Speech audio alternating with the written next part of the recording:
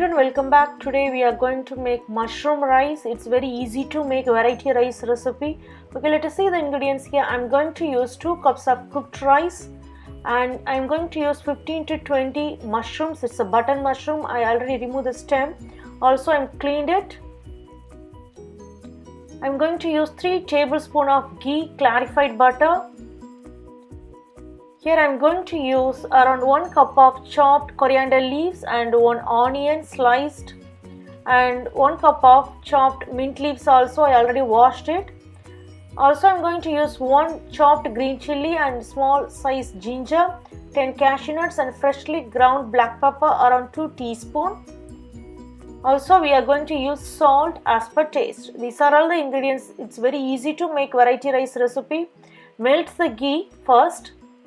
Instead of ghee you can add oil also, but if you add ghee you will get the better taste. Here first add cashew nuts, after that add onion, ginger and green chilies. Sort it nicely until they get slightly transparent. Now it's ready. Now I am adding the mushrooms, sort it until they get slightly golden color both sides.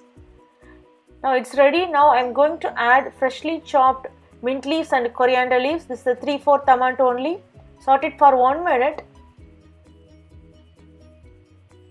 Now I am going to add freshly ground black pepper and salt. I am adding the salt for rice also because I didn't add salt while cooking the rice. Now I am adding the cooked rice and turn off the heat. Add leftover mint leaves and coriander leaves and mint and mix it everything together. Finally our mushroom rice is ready. It's very easy to make variety rice recipe.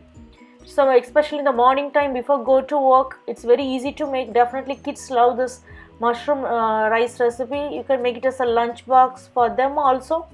You can serve it with any kind of vegetable kurma or mint chutney, coriander chutney or pepper chicken. Try it and send your most valuable feedbacks. Like this video. We'll meet in next video. Thank you.